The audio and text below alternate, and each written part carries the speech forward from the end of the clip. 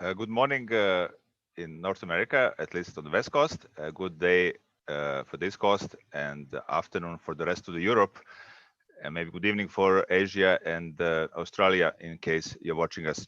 We have a webinar number 5, fifth webinar with Sharrie Woodring from GCAL Laboratory, New York, and Dusan Simic, co-author of the book Laboratory Grown Diamonds. My name is Branko Deljanin.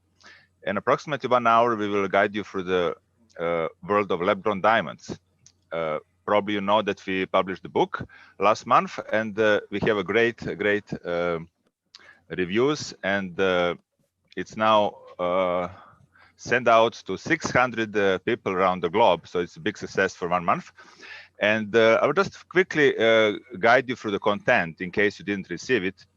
And this is a good occasion to mention Sharrie Woodring, because I met Sharrie in 1998, long time ago, Sharrie. And we worked a couple of years in New York in the same lab. Later, Dusan joined us 2 years after. And our first book, not only ours, I think anybody in our industry, first book on laboratory grown diamonds was written in 2004, and Sharrie was one of the main co-authors, of course, with me. And I want to thank her for being brave as a young gemologist to go into this. And we use still some photos of Sharrie from first edition and second edition 2007. And in part 1, we just repeat that background from first edition 2, 2007. In part 2, there is technology behind growing diamonds, and the major producers we update with the 2 or 3 excellent articles from Dr. Boris Fegluson, who was our guest last webinar, and Malai Hirani on HPHD and CVD grown diamonds, technology, presses, growers, very interesting chapters, 15-20 pages each. So it's very good reading for you as a background. And we also have a chapter on memorial diamonds with Frank Ripka from Algodanza. And we did contact everybody who growing diamonds. We have approximately 20 producers replied, and another 30 from China that we have information on. For you gemologists, appraisers, and jewelers, part 3 is probably the most interesting from point of identification. It's around 60 pages chapter. Beside covering what we did in 2007, we update chapters on standard instruments or cross-polarized filters, and we also update on fluorescence. We talk about mellow diamonds, but mostly fancy color, and we do identification summary. And we did add update on certification and tracking, because we have a new system for a patent by Dusan Simic on tracking lab-grown diamonds. And Dusan will talk about this on December 4th in his webinar. And of course, we do very nice glossary, dictionary of terms, and give you some information about education. So most of you knows who I am. I work in New York for 7 years, and then last 18 years living in Vancouver, Canada, running Canadian Gemological Laboratory, smaller laboratory, but advanced for the Canadian standards. And I'm co-organizing Mediterranean Gem and Jewelry conferences last 5 years with George Spiramilus. I'm inviting experts like Dusan, and hopefully Sharrie will come one day and talk about different topics covering problems. And last 5 years, very active with the Gemological Research Industry Inc. Website is brankogem.com for the upcoming webinars. I will talk on December 18 on standard instruments and advanced, and Dusan that I met exactly 24 years ago, 25 years ago, when we are both from same city, Belgrade, Serbia. He is very active in America, in not only as a gemologist and running the lab, analytical gemology and jewelry, but also he consults people who are growing diamonds, and he went around the world with the filmmaker Jason Cohn to make a movie about this. And hopefully, most of you are from America. You will see this movie short time next year and the film festival. I will pass microphone to Dusan, who is in New York, and who will talk a little bit about what he's doing now, and introduce our speaker, Sharrie Woodring. Hello, everybody from West Coast up to New Zealand. Welcome again, and I think that you will enjoy with us and with Sharrie as you did previously with our guests, you know. And Branko told almost, I mean, there is much more, but it is enough. And really, both of us were very lucky not only to work, but also to become friends with most of our colleagues from EGL USA, where we started, you know. I know Sharrie 18 years, and as Branko said, more than 20, you know. This first edition of Laboratory Created at the time, we used to call this Laboratory Created, the Diamonds, was published on 2004 by Sharrie and Branko. And right now we are really happy that Sharrie is again with us with her article and amazing photographs that you will see very soon.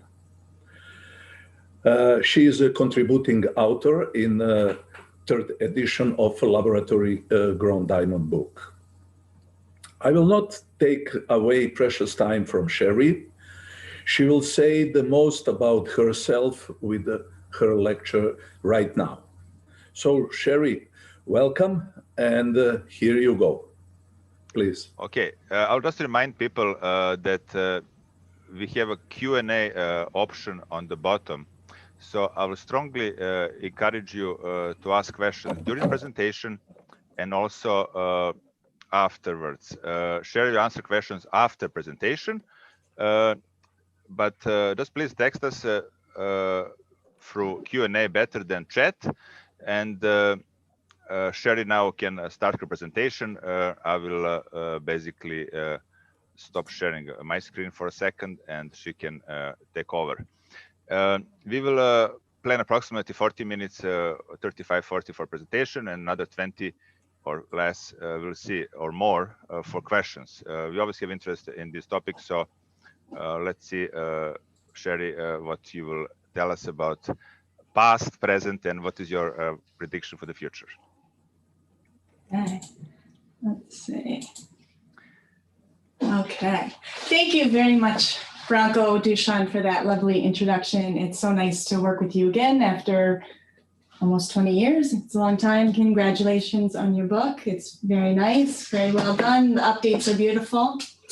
So thank you everyone for being here today. I think we have an audience from around the world, from all levels of the industry.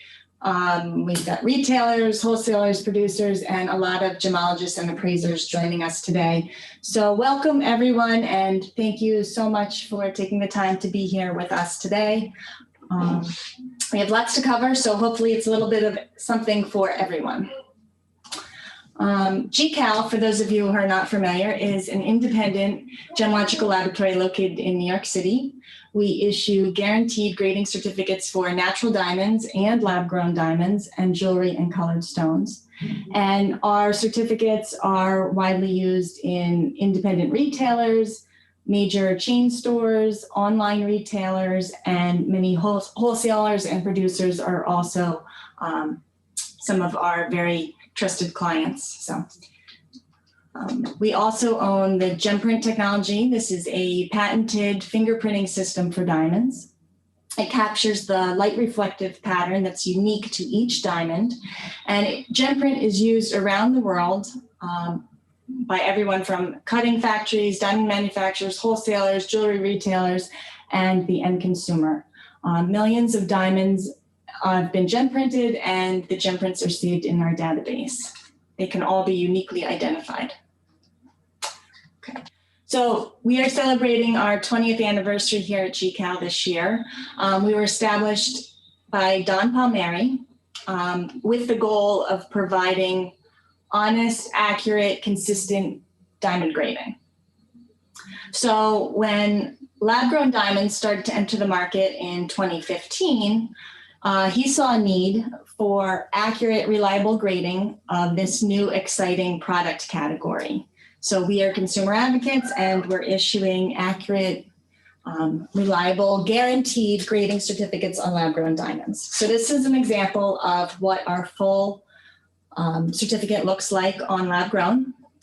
Every diamond is inscribed Labgrown and the certificate number. We take photographs of every diamond and the optical light performance. And every diamond is gem printed, and we disclose the growth method. So you can see in the center under comments, we disclose whether it's HPHT grown or CVD grown. Okay, so lab-grown diamonds are widely available at every level of the industry today, from loose to bridal to fashion.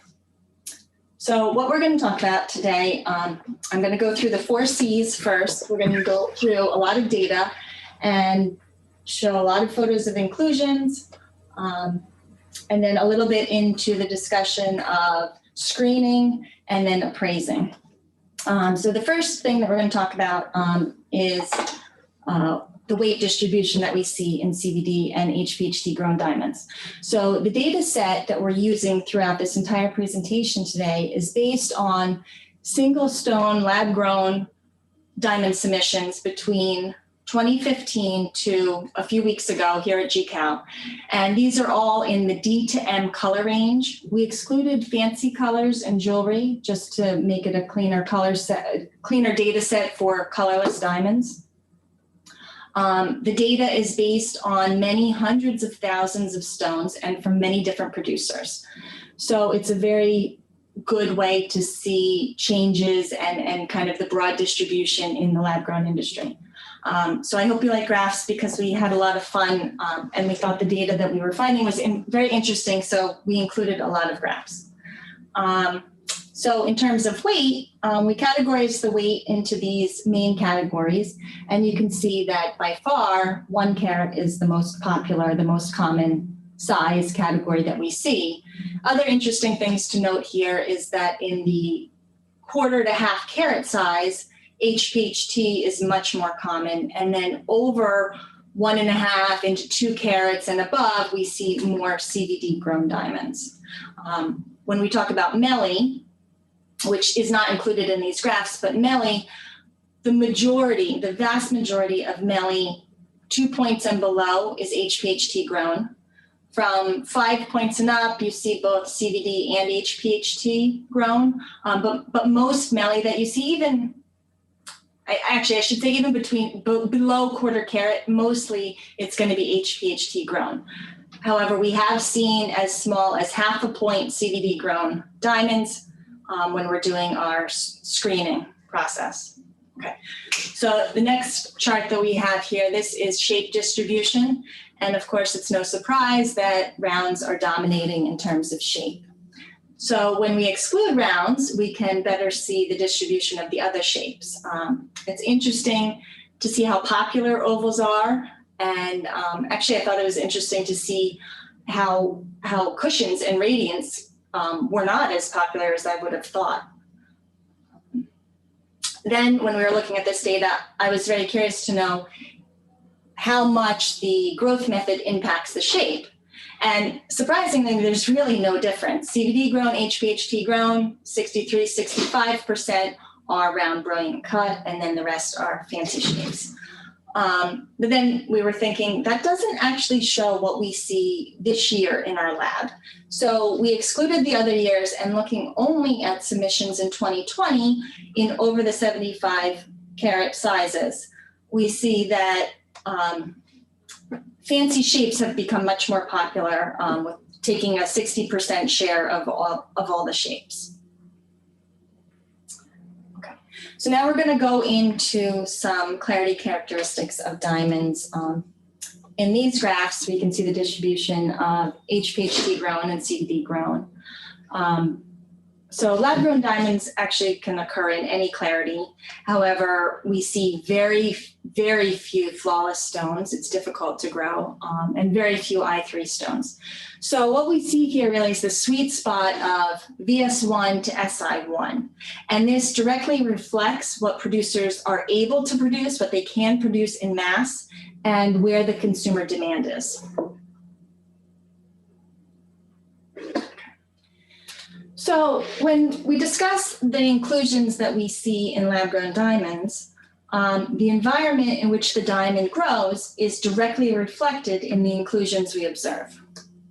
So these photos here were taken in the Diamond View instrument.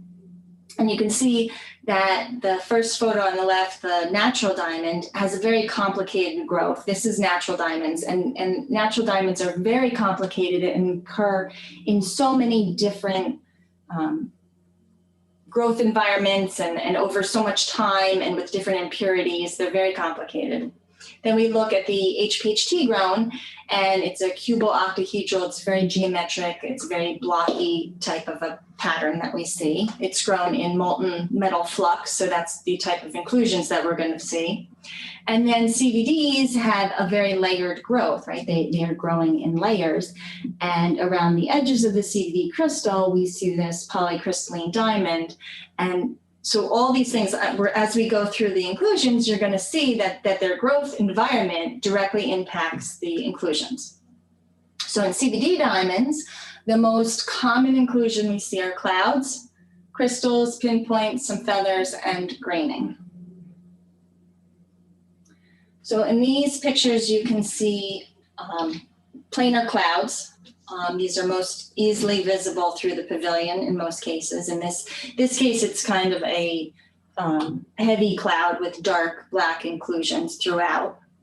And this is remnant of the layered growth. So as it's growing, there's a stop-start cycle. So they grow the CVD in layers. Sometimes they have to stop the growth, clean the machine, and then restart the growth. And during this start-stop process, we end up seeing these layered planar clouds. We also see evidence of this very often as single sharp growth lines, or you could call them grain lines. And they're a little bit vague. Sometimes you can see them like this. And this is, when you see it like this, it's actually perpendicular to the growth direction. So this one was growing, well, in this picture it would be considered vertically. And then you see this sharp line where it was maybe the start-stop of the growth. So these are also remnants of how the CVD was grown. Sometimes when we see these planar sharp growth planes, like in this picture on the left, when we turn it over and we're looking through the pavilion, it actually is a cloud, and we see these pinpoints coming in this sharp plane. Okay, the other type of cloud that we often see in CVD grown are related to the polycrystalline diamond around the edges of the CVD crystal. Very often these type of clouds will be near the girdle because it is the edges of the crystal. And also related to that, then we see a lot of black inclusions, black crystals, and they range in size from pinpoints to large crystals like these. Sometimes these crystals have tails that show where the direction of growth extended. So the crystal occurred and then growth continued, and that you get this comet-like tail extending from the black inclusion. There's just another little crystal and a little comet inclusion that you can see in the pavilion. This is an example of an emerald cut. We're looking through the table down to the keel line, and you can see that there is a planar cloud that is actually parallel to the table, cutting into the pavilion, and a few little black crystals in there. Okay. These are some feathers that we see in CVD diamonds. They often will be whitish or frosted looking. However, sometimes they look exactly the same as what you would see in a natural diamond. Another characteristic that we often see in CVD diamonds is an overall kind of graininess of appearance. So we see this very well under 10 magnification in the microscope. Occasionally you're going to see throughout the whole stone is a grainy appearance. And when we're taking our 360 videos here or taking top photos, we actually, you can see where the arrows are pointing to some of this grainy texture that we see throughout the CVD diamonds.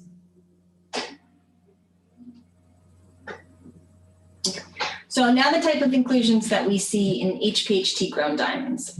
Most often we are seeing these metallic crystals, included crystals in the stone, clouds, needles, cavities, pinpoints. But by far, the most common inclusion we see in many HPHT grown are these metallic inclusions, and the remnants of their origin in the molten metal catalyst solvent that they grow in. So this metal gets trapped inside the stone. Okay, and very often we find that these are drawn out. They're rod shaped or long shaped like this.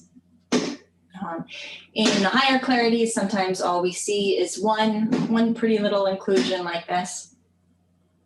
In this case, it would probably be hard to identify that as a metallic crystal. But sometimes they're very large and quite easy to identify as, I mean, from this type of an inclusion, you can almost say that this is an HPHT grown diamond, the one on the left.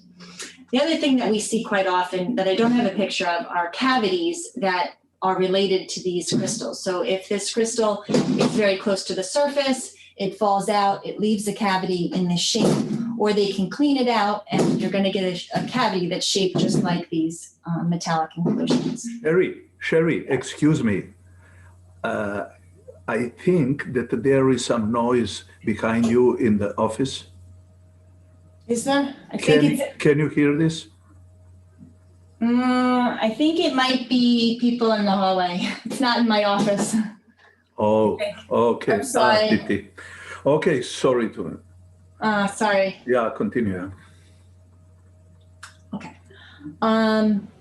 So these long rod-shaped crystals are also visible very often in the photomicrographs that we take of every diamond. So we're not plotting stones, we're taking photomicrographs of every diamond, and very often something like this shows up. You can see very clearly in the picture that it's kind of unique to HPHT grown diamonds. There are two more little crystals. And if you are not sure if is metallic or not, which sometimes can be the case, they are magnetic, which is something that's not found in natural diamonds. So you can use a strong magnet to see if the inclusion is large enough, it will be attracted to the magnet. In the book, it explains very well this technique that's shown on the right, where you float the diamond on a small piece of paper, and if the inclusions are very small and it's not strongly attracted to the magnet because they're too small, then being on the top of the water, there's less friction and the stone can be drawn to the magnet. Okay. This is also a unique inclusion that we see occasionally in HPHT grown diamonds. It looks like hair. I'd say these are very often randomly oriented. It can look a lot the way that rutile or horsetail inclusions look in demantoid. But sometimes they also follow the crystal structure, and we'll see a very organized structure to these hair-like needles. And then right over here, I just circled on the left, there's a little triangular platelet. It's so perfect and cute in this stone. It's not something that we see very often, but when we do, it's quite distinct for HPHT grown diamonds. And sometimes these needles will be small and dispersed with a cloud of pinpoints, like in this stone. So on the left, you see it zoomed out, and then on the right, this is a magnified version of the same cloud.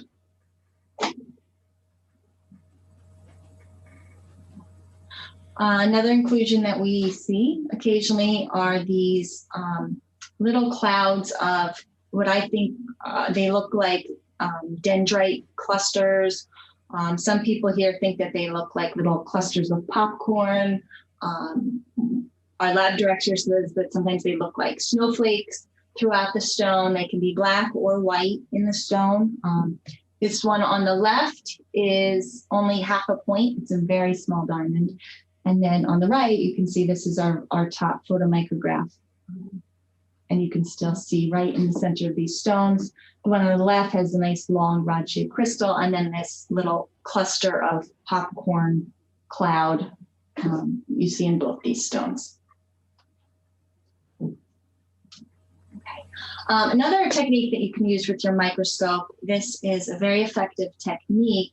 In the book, Dushan has a great chapter on using this cross-polarized filters technique, where you use 2 filters on your microscope and you look at the stone through the pavilion in crossed light. And this technique is most important or most useful, I think, for someone who is selling or has a large inventory of lab-grown diamonds, both HPHT and CVD. So if you know you have a lab-grown diamond, but you want to sort out whether they're HPHT grown or CVD grown, this is a very quick technique to use to sort out. HPHT grown diamonds have almost no birefringence pattern between cross-polarized filters, whereas CVD grown diamonds have very distinct birefringence due to their layered growth. If you want to learn about that technique, definitely read the chapter that Dushan wrote in the book. Okay, so now to talk about color a little bit. Lab-grown diamonds occur in a wide range. They're available in a range of very beautiful colors. In this photo, the intense pink, the vivid pink on the left, this is a treated HPHT stone. And then we have a treated CVD that's intense orangey pink. And behind it, this is an as-grown CVD. And then I believe the small colorless stone in the front is HPHT grown. And the colorless larger stone is CVD. So we have 3 CVDs and the rest are HPHT grown. And the blue and yellow are as-grown colors. So those are due to impurities of nitrogen and boron that cause the color in these stones. So the color distribution of CVDs and HPHTs is quite interesting because it's very distinctly different. That the range of color we see in CVD is E to K, E to L, that type of range, and HPHT is much higher colors in the D to H range. And again, just like with clarity, this combination that we see is really related. It's directly related to what can be produced in mass at a cost that makes sense economically in line with the demand. So a few years ago, when lab-grown diamonds cost more, HPHT diamonds were less in demand because the colorless, which was priced directly related to natural, was quite expensive. So at the time, IJKL colors were very appealing to consumers based on the price. Now, as the prices of lab growns have come down, we see a great increase in the color. So it's a combination, it's kind of the chicken and egg. Is it the technology that's driving the better qualities, higher color grades, or is it the demand? I think that it's a little bit of both where we see this shift in direction. So since we began certifying the diamonds, lab-grown diamonds in 2015, we grade them on the same color scale as colorless as natural diamonds, so from D to Z. When we think about color grading, it's important to understand how diamonds are color graded, how we're grading them in the lab. And color grading involves determining how little or how much body color is in a diamond. So we're grading the saturation, not the tone and not the hue. So the illustration on the left, it's kind of a dramatic illustration showing this IJK colors. And these are the same saturation, but as you go down in tone, they look browner or darker. But that's just a difference of tone. The saturation of the IJK is the same. Each I, each J, each K is actually the same saturation. So when we're grading, we have to think about this and kind of force our mind to see saturation and not tone or hue. So the hue would be yellow, blue, pink.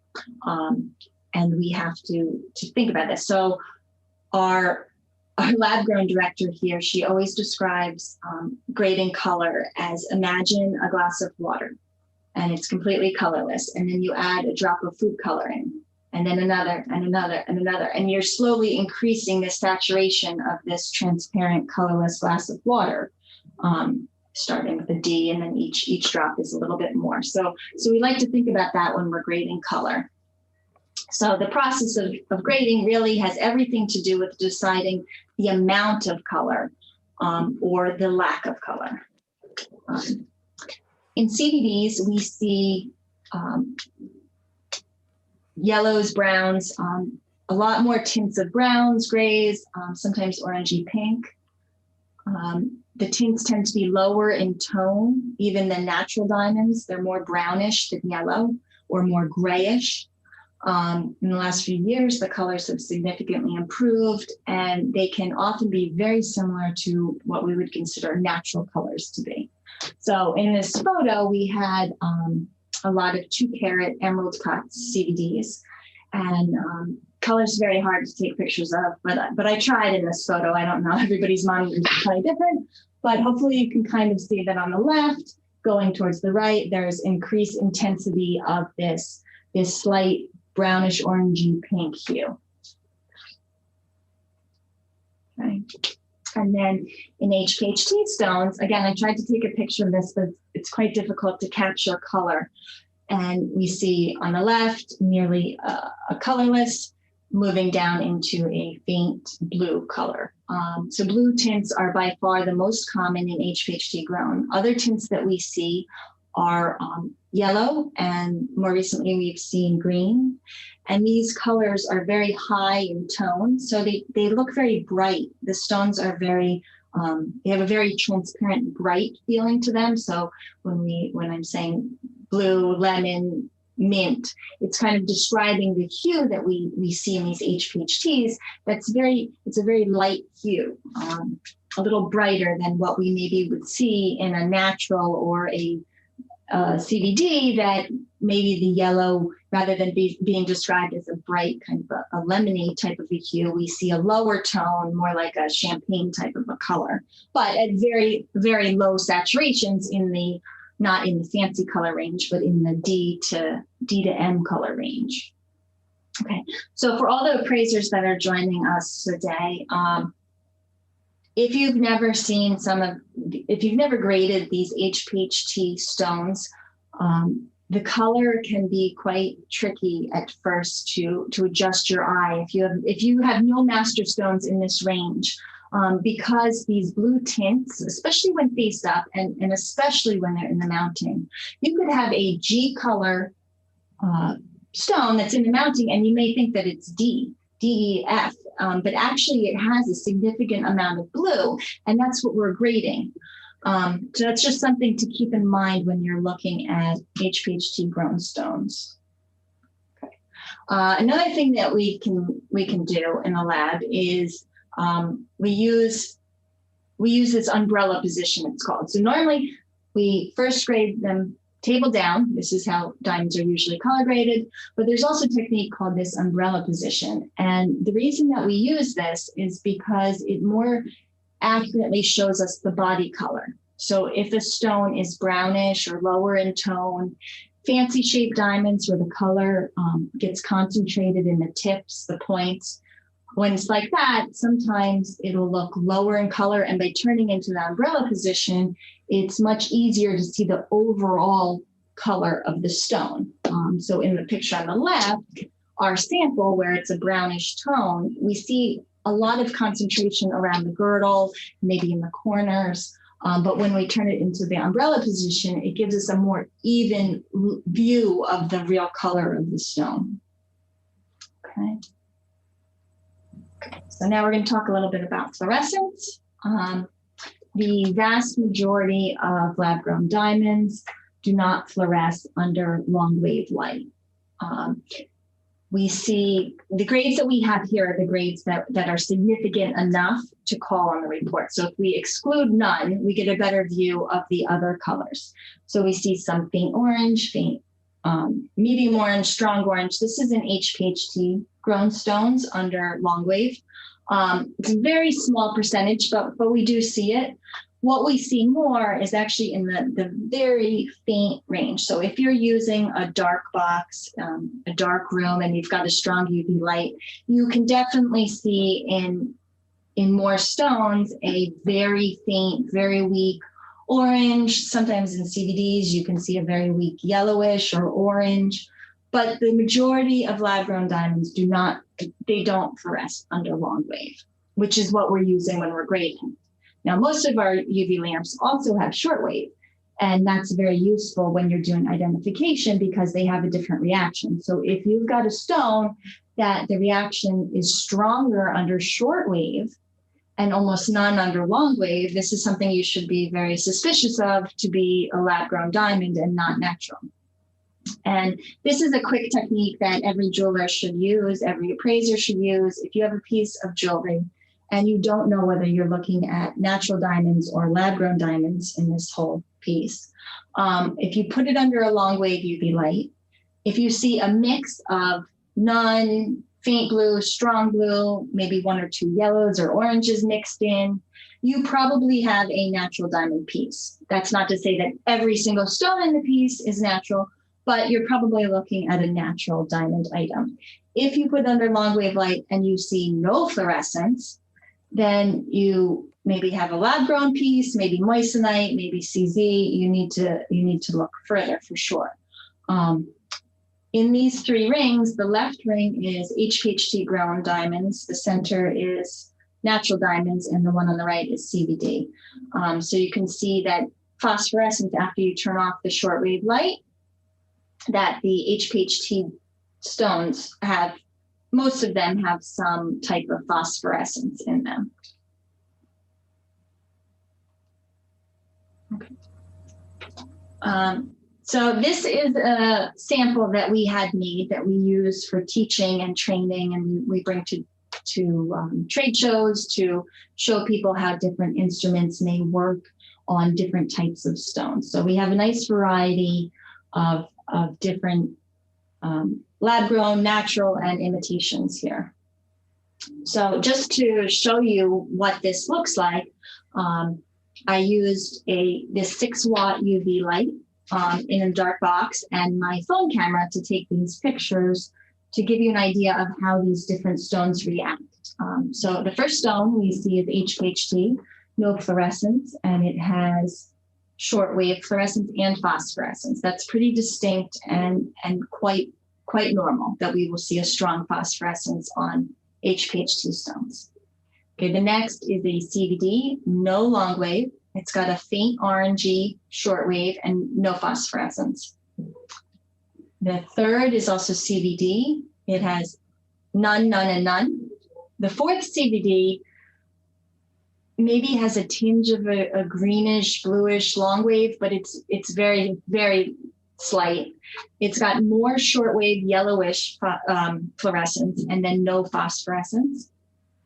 The natural diamond, as quite common, has some sort of blue long wave. This one maybe is a weak yellowish or weak something shortwave and no phosphorescence. The moissanite, no fluorescence or anything, no shortwave. CZs, very often under shortwave, you're going to get this apricot type of a yellowy orange color. And then the synthetic white sapphire, we see fluoresces under shortwave also, but not long wave. Okay, so that's one technique that you can use quite easily without having to purchase a lot of expensive equipment.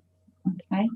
However, like I said, we do test a lot of equipment. We bring this to trade shows. We do a lot of teaching about different instruments that people may have. I know in the US, a lot of people have the Sherlock Holmes to look at fluorescence and phosphorescence. I believe Bronco may be selling a different instrument. I think there's one that's from Australia that's quite popular, but the way that they work is all quite similar. And so in this picture on the left, you see what they say is the result. And the result, it says if it's marked orange or red or any color other than blue, then it's probably lab grown. So you see that it definitely marked the HPHT grown stone, and the first CVD is marked. The second CVD, not marked at all. The third CVD is a bit greenish, and so that I think is a red flag. Then the natural, it's correct. Moissanite and cubic zirconia have no reaction, and the synthetic white sapphire looks a lot like a natural diamond. Okay. Here in our lab, we are using the SynthDetect instrument. So this image that we see on the right, this is the way that it shows on the screen in the SynthDetect, with the white light starting at the top left. Then we've got the long wave fluorescence, short phosphorescence, and long phosphorescence. And in this instrument, it marks whether it thinks that it's natural or whether it thinks that it refers it for more testing. So it definitely marked the natural diamond. It's the only one that it marked as natural. And then these stones, it marked as refer. And the moissanite and the cubic zirconia, it did not detect. So if anybody out there is using SynthDetect, just definitely be aware that if you get not detected, or really if you're ever using this instrument, any instrument, you always have to still observe what it looks like under the microscope and with other instruments. So now that we're talking about screening, this is actually quite a lot of good news, because a few years ago, it seemed that there was a big problem with lab-grown Nelly mixed in to natural jewelry. It was happening quite often. And since then, the industry has really stepped up, and retailers have protocols in place. They have manufacturer warranties. There's chain of custody statements. There's testing protocols, in-house testing. They have penalties on the manufacturers, and a lot of labs are doing screening. So we do quite a lot of diamond screening here, checking to make sure that all the diamonds in an item are natural. Or in some cases, we're checking to see that there are not natural diamonds mixed into the lab-grown, which does happen. So when lab-grown diamond companies are sending us jewelry, we're checking to make sure that they're actually all lab-grown. And surprisingly, there's naturals mixed in kind of often. And we tell them, put it under long wave fluorescence and check it and see if there's any blue fluorescing stones before you send it to us. And this is a good way for them to check their jewelry. Okay. So detection and screening is a big subject, and actually we could spend a whole hour just talking about screening and the different types of instruments.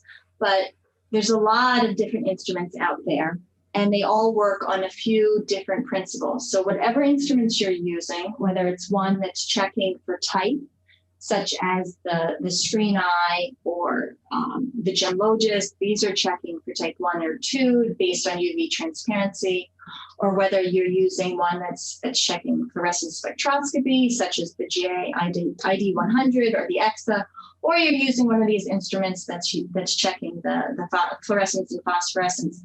You really need to understand how it works and what their limitations are. So for example, we've had some people tell us that they use this screen eye instrument, the Smart Pro screen eye, and they're like, oh yeah, it works great on everything. However, you need to know that only works when you have an open back jewelry. If you're testing a diamond set in jewelry and it's not open back, you're not gonna get an accurate result. So you really have to know how each instrument works, what it's looking for, and how reliable it is, and that you're using it correctly. You should never rely on one test. Okay. I also want to issue a little warning here on using diamond testers. We get a lot of phone calls about this. So let's just talk about this for a minute. The first generation of diamond testers, these diamond pens, were used to separate CZ from diamond, and these were based on thermal conductivity.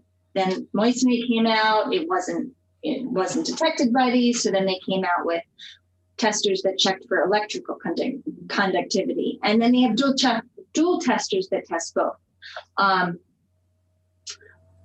But today, many lab-grown diamonds are going to give you a moissanite result on this type of a tester.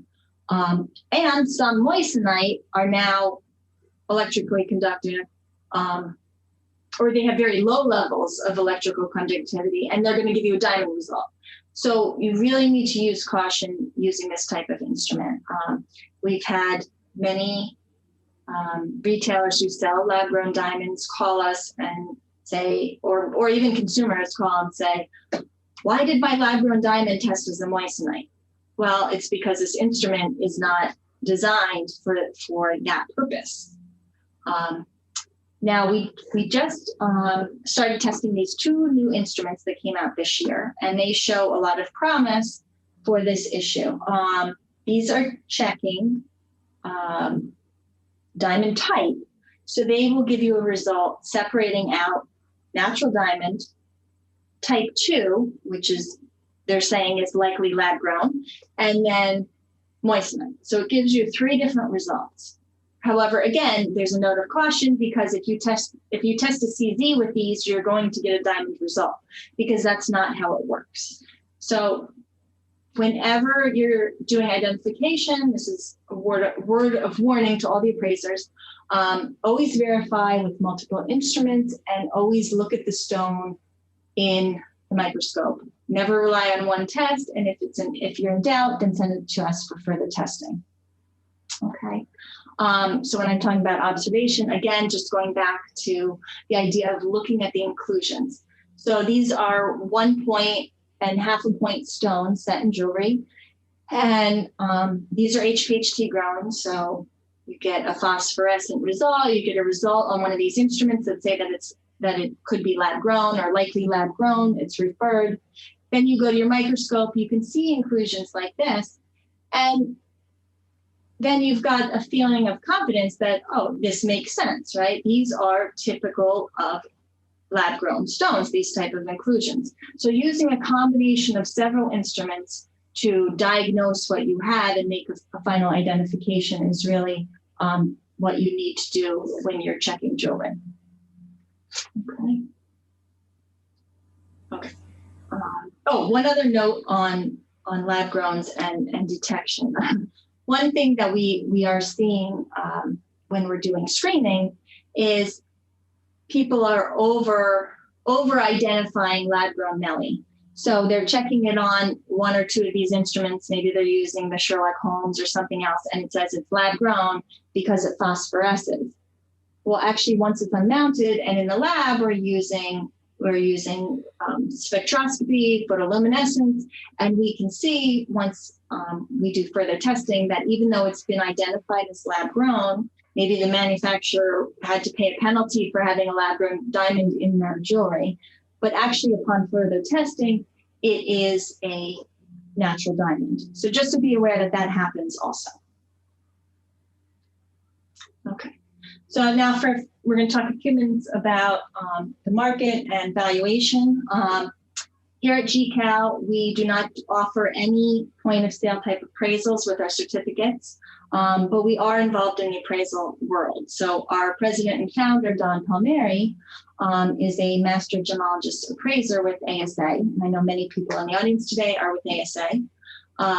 We frequently do work for insurance underwriters, brokers, adjusters, banks, and other financial institutions, government agencies and law enforcement, and international law firms. So these are some of the types of jobs that we do. I have to mention in 2016, we were asked to go to Botswana to appraise the Laseria Lerona, the 1,009 carat rough diamond. It's very exciting. We also are looking at the market because we, since 1982, Don has been publishing the Palmieri Market Monitor. This is a diamond and gemstone pricing guide published monthly, and it's also available online.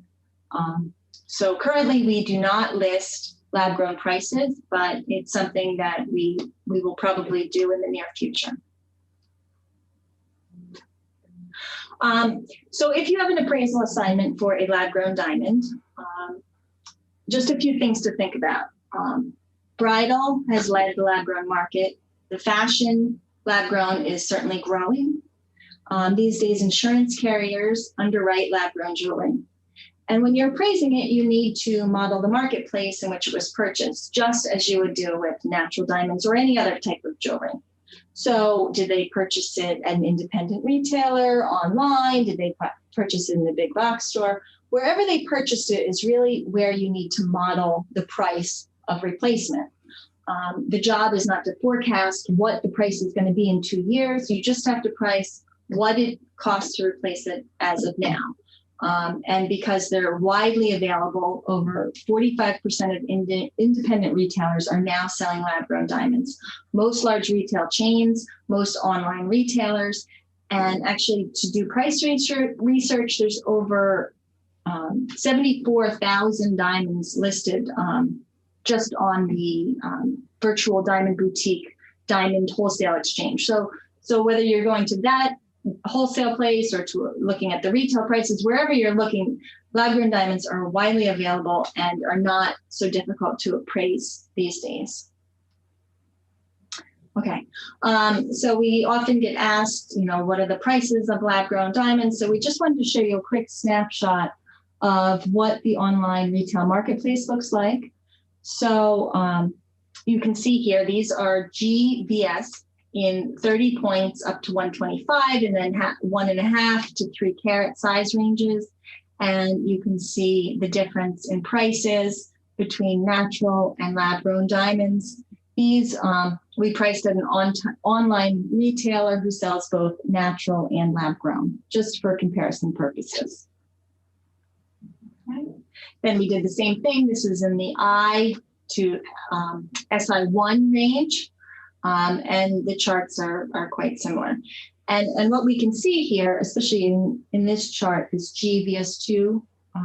This is the type of range that Lightbox is selling, or supposedly selling. And we can see that they definitely did not set the market at $800 a carat.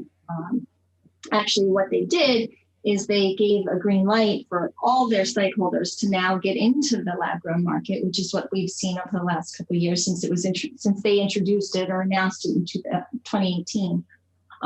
So now many site holders are into the lab-grown market, and it's much more competitive. The distribution channels are much more advanced, and so we've seen prices come down partly due to that. This is just the same charts, but as a percentage compared to natural diamonds. So between 30 points to 3 carats in the GVS2 and the ISI1 clarity color ranges, we see the price of lab-grown diamonds at online retail prices to be between 31 and 72% below the cost of natural diamonds. So to end today, we thought it would be interesting to show heat maps illustrating how the color and clarity combinations have shifted over the past 5 years.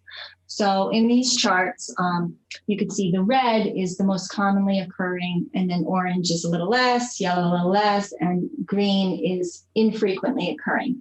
So in 2015, we didn't see any decolors and we didn't see any flawless stones. The most common was in the SI2, I1, JK type of color. Then 2016, it definitely shifted up a little bit, both color and clarity. I color, VS1 to SI1. Some decolors in 2016, still no flawless stones. In 2017, definitely a little bit upshift in clarity, color, HI, one flawless stone or a few flawless stones. 2018, you can see the whole, still VS1I is the hot spot, but the whole map has shifted up. 2019, a bigger shift. And 2020, we see a very large shift up in color and clarity. F, VS1, VS2 is now the hot spot that we see. Okay. So thank you, everyone. If anyone has any questions, I guess I will turn, let's see, are you on, Dushan? I am on, Sharrie. Thank you very much for your very interesting presentation.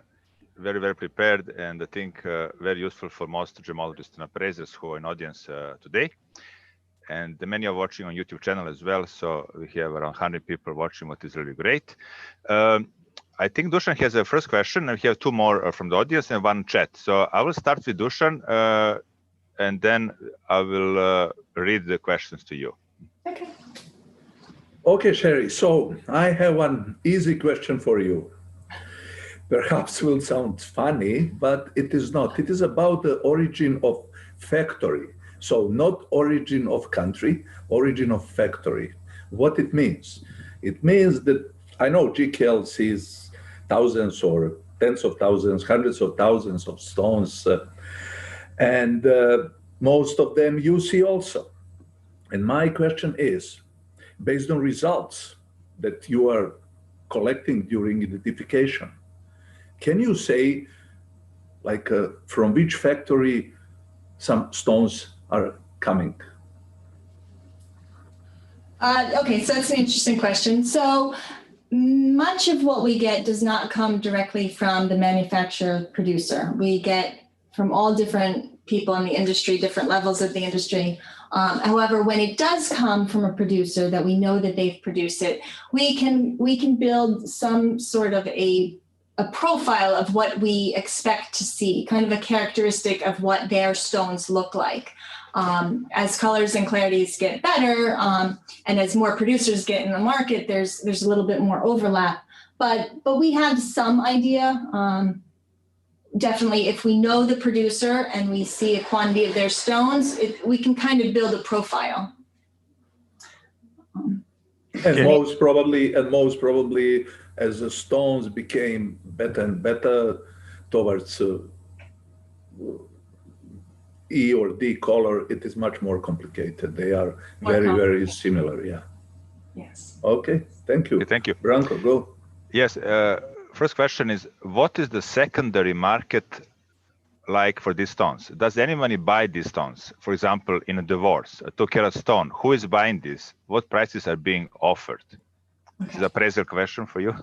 Yes. Okay. So I think just like in the natural diamond market, you're going to have people who sell lab-grown diamonds. So if you take it to an independent retailer who buys jewelry, who also sells lab-grown diamonds, you're going to expect the same type of a buyback or a purchase, because I mean, a natural diamond, no jeweler is purchasing off the street a natural diamond for above what they pay at wholesale. It's going to be a little below what they pay at wholesale. So I would expect the same thing in the lab-grown market. So if a retailer is selling lab-grown diamonds, I think that they would be purchasing them. But again, just like in natural, they're going to purchase it a little bit below what they would pay at wholesale.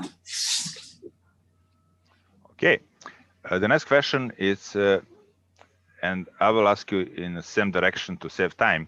Which lab diamonds are more, sorry, about color diamonds market.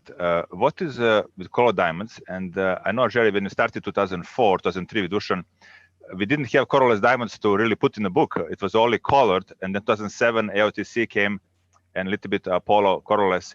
So what do you see now in your laboratory regarding color diamonds compared to the colorless? And in the same question, it's from another person about what about color diamonds on the market? And you can answer that. Yeah. So we definitely see a lot of colored lab-grown diamonds. We see both as grown and treated, multiple process treated stones, a lot of pinks. We see even CVD grown that then were irradiated and annealed to be a yellow or blue color in some cases. So we see a variety. It's a pretty complicated subject to cover, and the results, like in the book, you know, the fluorescences of each color and each growth and each treatment all are different. So it's almost a whole talk and discussion by itself. I don't know. Does that answer the question, Branko? Yes. And what sizes? I think there are any sizes. I've seen 20-carat yellow diamonds. They could be very big. Yes. HPHT grown. Yeah. All sizes, all shapes, all clarities. Yeah. Okay. Many people are thanking Sharrie for a great lecture. And one question very easy to answer. Which diamonds are more magnetic, HPHT or CVD? I'll just show this picture from our book. All 3 editions, we like this picture. Unfortunately, not so easy anymore to have magnetic diamonds, but answer is... only HPHT. Only HPHT, correct. Only HPHT. Yeah. CVD diamonds do not have metallic inclusions. Yes, that's good. When you mention 2020,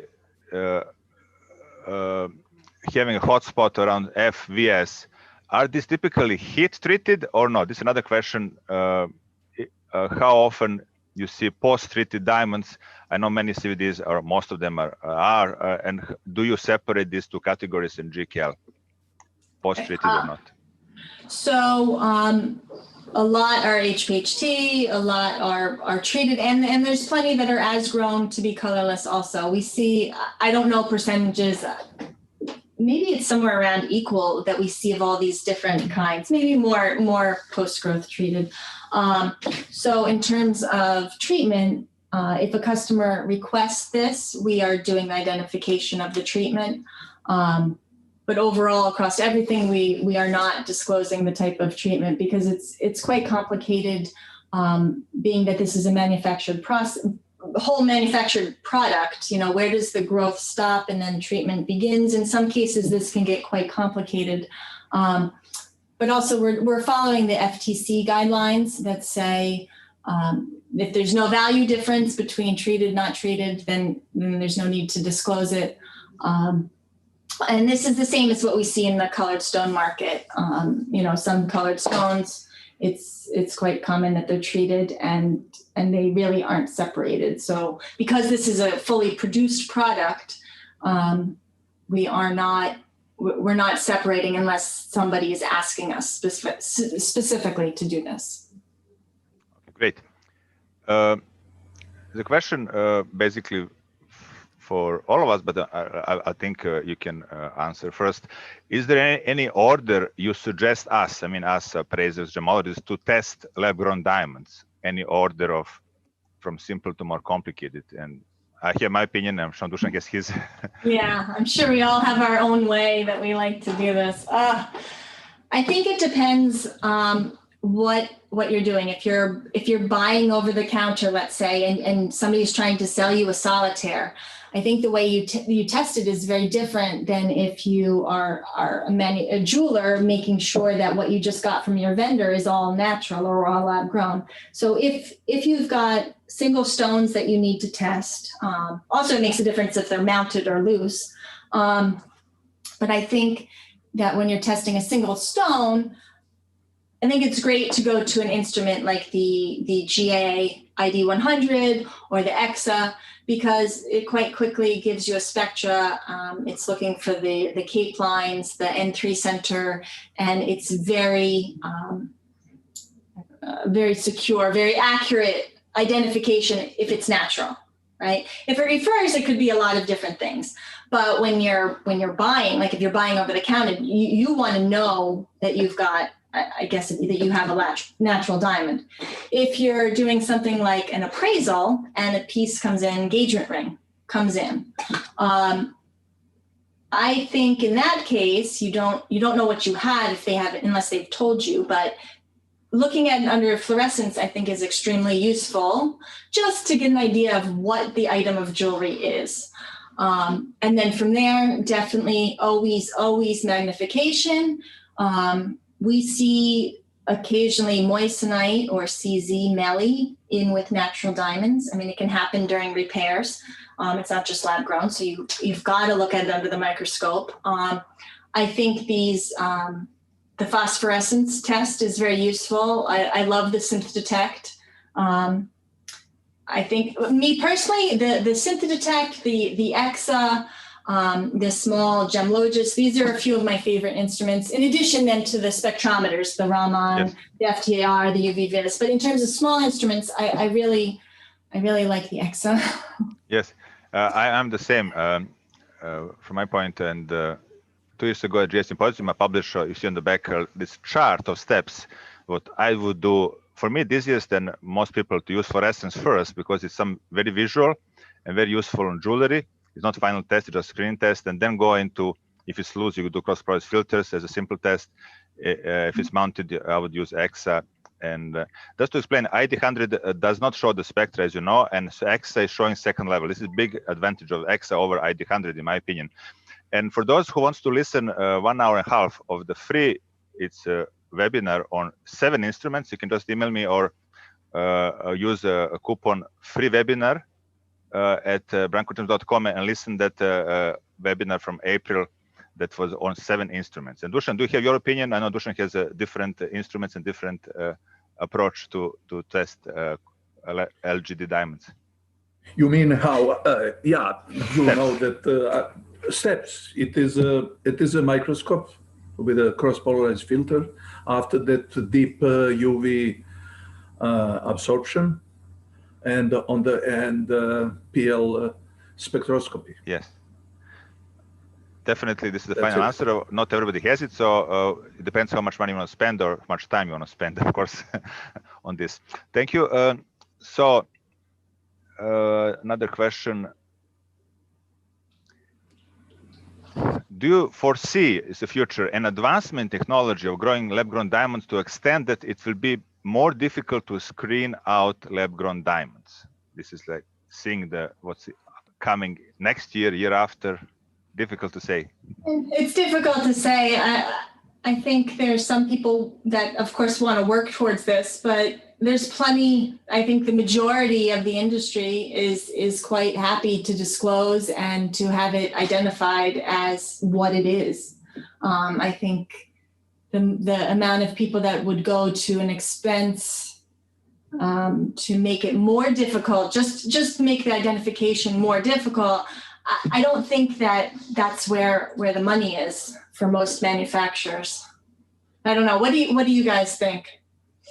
I can say something because really intention is, and this is their fundamental interest for the growers to disclose. Of course, so much money is invested that really this is the only way. But I can also say, based on my experience and my experiments, that you can make entry center, you can create blue fluorescence or go toward blue fluorescence with the HPHT and CVD grown diamond, and you have to be careful all the time, to use as much as advanced instruments and just to think that everything is possible.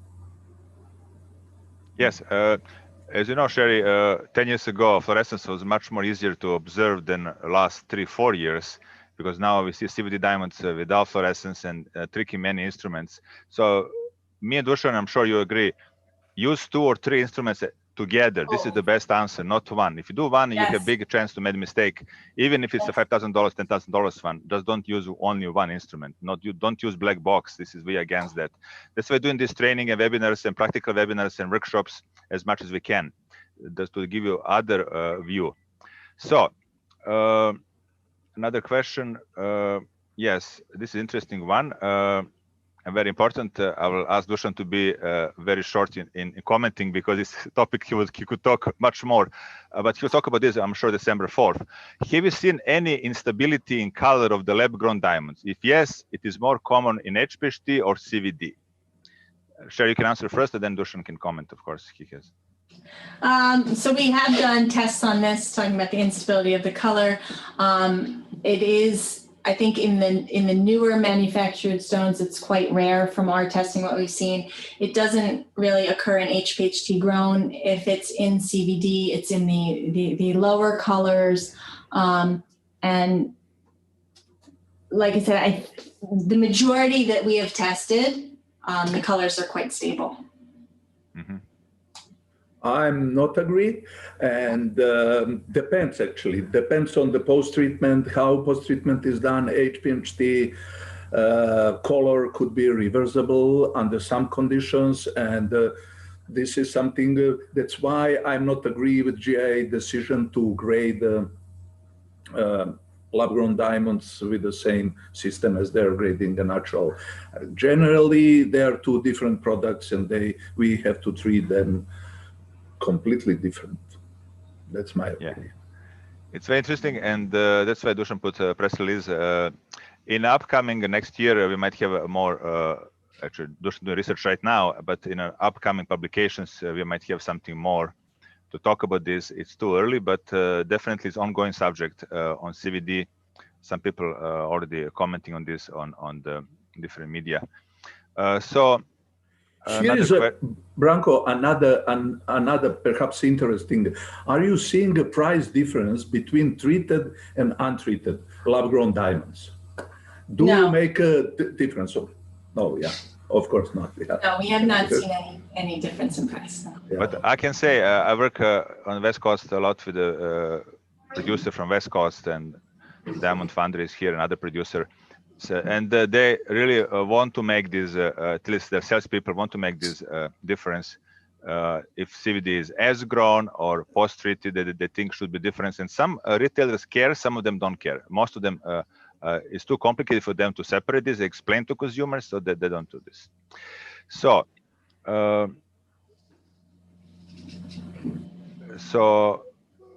I think you answered this, but let's from Gina. Have you seen any trends in a specific use of LGD in terms of the jewelry? Engagement rings is the most popular type of jewelry for this, or do you see other? I've seen a lot of rings in my laboratory every week. Very rare pendants and earrings, but mostly rings. What about you? Definitely a lot of bridal. We see a lot of bridal. Halo rings the past couple of years have been huge. Where we see maybe a CVD center and HPHT Melly, that's quite common. A very large quantity of stud earrings we see. Some pendants. I think the big push that bridal has led the market, and now that bridal has gotten out to the stores, I think more fashion is coming out. Mm-hmm. Okay, I'll just check some chats because some people like to use chats. So this is important one. We had this question similar when Tom Chatham was, and actually Boris Feglerson also, about energy to grow diamonds. But I don't know if you can answer this. Are they using less energy to produce laboratory-grown diamonds now? I heard that LGD is less green ecologically produced. This is just, I need to read the question, but it's difficult for us to tell. Yeah, I think this is a question that's better for someone else. Yeah. Okay. From our friend, we all know very well. I guess I can mention the name, Nilesh in New York. Hi, Nilesh. Yes, who is watching us, I think, on YouTube. It's easier for many people. Actually, what is the reason for instability of color in CVD, if you know? Well, the way that I understand it, and I'm sure you both have some ideas also, is that the crystal structure of CVDs is looser, you could say, compared to HPHT stones that is more solidified into single crystal, and the lattice of the CVD has more, I don't know, it's just less structure, and therefore, as we see the brown, it's caused by these dislocations in the lattice. And once it's treated, it starts to solidify the structure a little bit. So that's why maybe there's some color shifts. We're talking about colorless and not fancy colors, right? I think so, yeah. Yeah. Okay. About maybe fading it or losing color after. Right.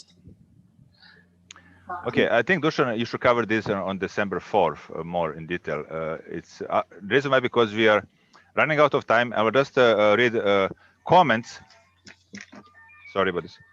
Comments, and then it's from New Zealand and from England, from actually one of the GMA instructor. This is a big compliment for Julia Griffin. Thank you so much for this webinar. Very informative, great data. Thank you, Sharrie, for presentation, Branko and Dusan for organizing and hosting it, and also for New Zealand. So basically, also where to buy the book. So I think I need to get host back, Sharrie, so I can a little bit finish this presentation. We are trying to be 1 hour, but every webinar we go 10-15 minutes longer because of question, because the people likes to ask questions. What is great, and I will just finish with a few slides and mention what you can do. For those who missed webinars in the past, we're now trying to help not only to go and download from the website. It is a 3 minutes process or two. You have to leave the email and download it. Like this first one is on the website. Now it's much easier. We put a YouTube channel, Branko Gems and AG and J. You can see the link below. Just search it. And this is the first webinar on CVD diamonds that I will encourage you really to listen. And also you can read these in 15, 20 pages article in the book from Malai Hirani about technology of CVD diamonds. Tom Chatham was great to give us a picture, stones, and Sharrie, thank you very much for making great photo. I think a lot of your photos in our book, I think we should think about next year already what to do. You're a great photographer. I like some of your jewelry photos with different type of lab-grown diamonds and imitation. This is great. So it's also posted from Tom Chatham, who is one of the few people who are still active from that group of 2007. Frank Ripka did a memorial diamonds, a controversial topic. He asked us not to put on the YouTube, but we'll repeat this lecture probably next year for US market because it was a strange time, very late for North America. And Boris Ferguson, this is really recommended for those who wants to know science behind HPHT grown. It's also a YouTube channel. You see on the bottom the link. You can listen it. We have over 250 views just in 1 week on these webinars. And this book won't be available, won't be possible without people like Sharrie, who spent her time to write the article, to put these pictures together. Believe me, it takes a lot of time to write even a 5-page article, to write 10, 15 or whole book, it takes a few months. Boris Ferguson, Malai Hirani, and Frank Ripka are contributing authors. You can see their bios at the end of the book. And reviewers of the book, Antoinette Metlens, Richard Drucker, and Stuart Robertson from Guide Magazine. Alberto Scarani, our Magic Labs friend, did technical review. And people like Nilesh Ash, Tom Chatham gave us samples, and Godwin and Mumtaz Gonzalez did design. Nesha Popovic helping in webinars and promoting this via channels. And gold sponsors, and we just shipped yesterday few hundred books to NCJV Australia. Kim Hughes, big supporter from Australia. Same from England. We have JVA, Shirley Mitchell, ordered a lot of books, and they can order these books from local people, NCJV in Australia, see the link, and JVA in England. And we're looking for more distributors, looking for, of course, people who we're not putting in the bookstores. We're not going to put a digital book yet. We want to first, we have a lot of books that we printed, a few thousand books, because we think market can absorb that much. And for those, just thank you note for those who coming today or came in the past, you can save $5 or 10% if you put this coupon book 5 off on the checkout. People ask me where they can order the book. This is the link. Or just go Branko Gems shop under books is the first one. And great reviews from people who are writing the gem books from René Newman and Antoinette Metlens. And I don't have anything else to add except thank you again, Dusan Simic and Sharrie, our friends from New York. Thank you. Hopefully I will come to New York next year and see you both. I miss New York. I used to live there. And that's a great webinar. For those who missed it part or want to read, or you can tell your GCAL clients, it will be available tomorrow, a little bit edited, a few minutes on the beginning on YouTube channel again, so they can review it, read it, and because it was a lot of good information. Thank you again, and thank you all for coming. Have a great sentence. Bye-bye.